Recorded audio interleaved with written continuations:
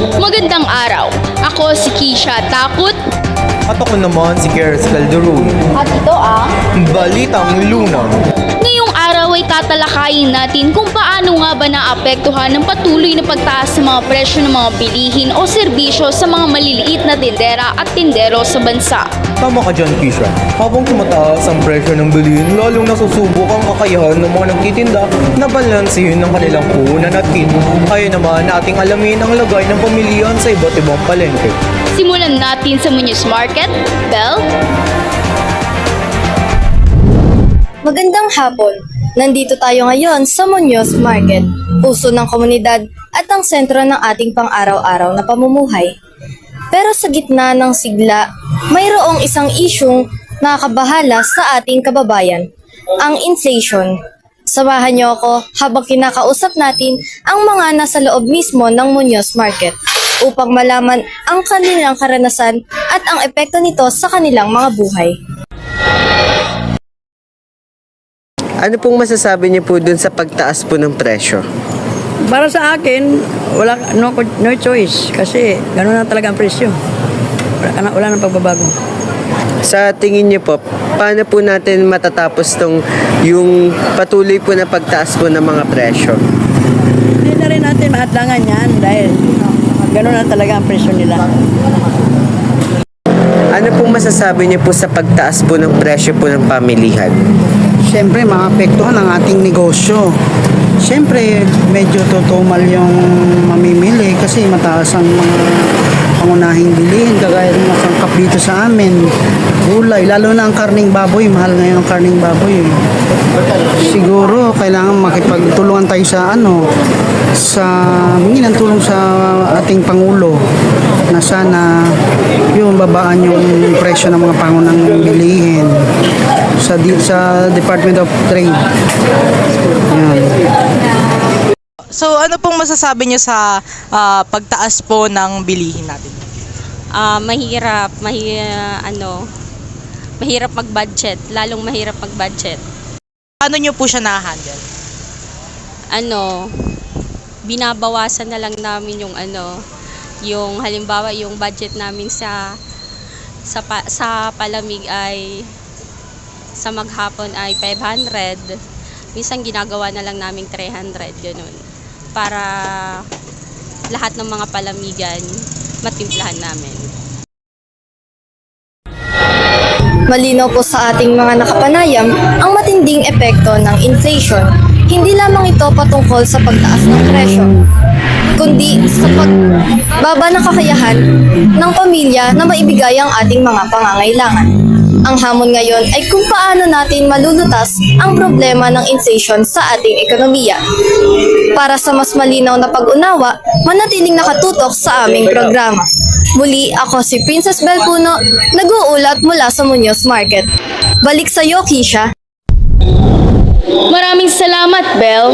Ngayon ay dumako tayo sa San Antonio Market, John Slim. Magandang hapon sa inyong lahat. Ngayon ay narito kami sa San Antonio Market upang alamin kung ano nga po ba ang masasabi ng mga nagtitinda o mga vendors sa patuloy na pagtaas ng presyo ng mga bilihin sa Pilipinas. Kuya, ano pong masasabi niyo sa patuloy na pagtaas ng bilihin natin ngayon sa Pilipinas?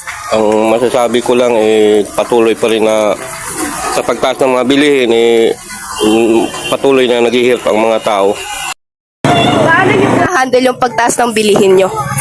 Sa pamamagitan ng pagtitipid, iwas-iwas sa mga bisyo, pag sa pagkain dumidiskarte na lang, pakunti-kunti na lang yung pagluluto. Ano po ang masasabi niyo sa patuloy na pagtaas ng mga bilihin? Nakakaapekto ito sa aming buong pamilya, pati sa mga gastusin. Hindi na rin sasapat yung isang tao lang nagtatrabaho sa buong pamilya. Ano po sa tingin niyo yung mga dapat po na gawin ng mga may mga katungkulan sa gobyerno upang masolusyonan o mapigilan ang patuloy na pagtaas ng mga presyo ng bilihin? Mas bigyan pansin yung sa agrikultura dahil nakakatulong ito sa malaking pagbabago tsaka sa mga lokal na produkto gaya ng mga prutas at gulay tsaka sa mga farmers din. makikita natin na malaki ang naging epekto sa kanila ng pagtaas ng bilihin o presyo ng bilihin sa ating bansa. At dito makikita rin natin kung paano sila nagiging matatag sa pang-araw-araw at paano nila nasusolusyonan ang mga problemang ito.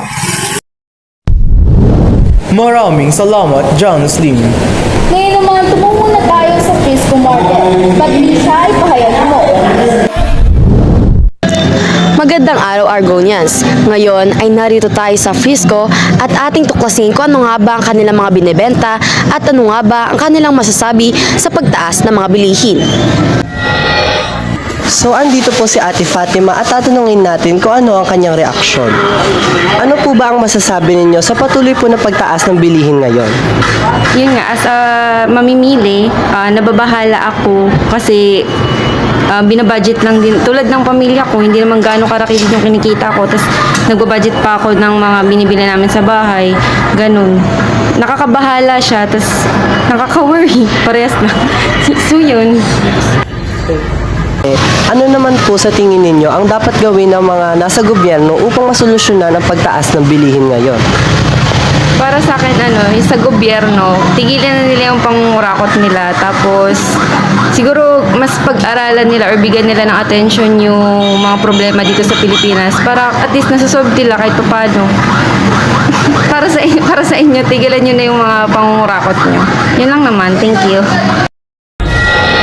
Dito may kita natin na naging malaking epekto talaga ang pagtaas ng bilihin sa mga nagbebenta. Maraming salamat sa iyong ulat, Patricia. Ngayon naman, tumungo tayo sa Balintawak Market. Sana.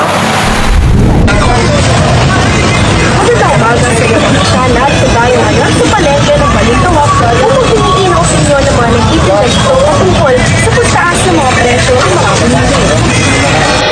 Ano po ang masasabi niyo sa patuloy na pagtaas ng mga presyo?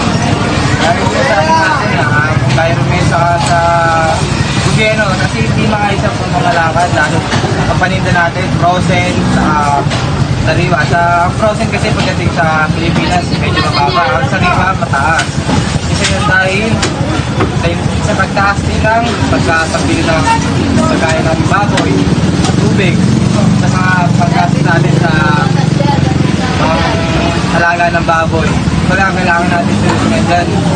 Paano mabababa yung pagbili ng mga feeds, water, sa mga kuryente. Kailangan dapat. Solusyunan ng gobyerno, kailangan makahanap sila ng practical na paraan para paano mabababa. Kailangan nila na tulungan yung mga farmer natin na nag-aalaga ng baboy. Kailangan medyo babaan nila yung pagbigay ng feeds pagdating sa mga farmer. At yan ang balitang natin namin sa inyo ngayong araw. Ngayon na alam na natin kung paano nga ba nakaka-apekto ang pagtaas ng presyo ng mga bilihin ng serbisyo, hindi lamang sa ating mga Pilipino, pati na rin sa mga tindera at tindero ng ating bansa. Kaya tayo maging wise at alert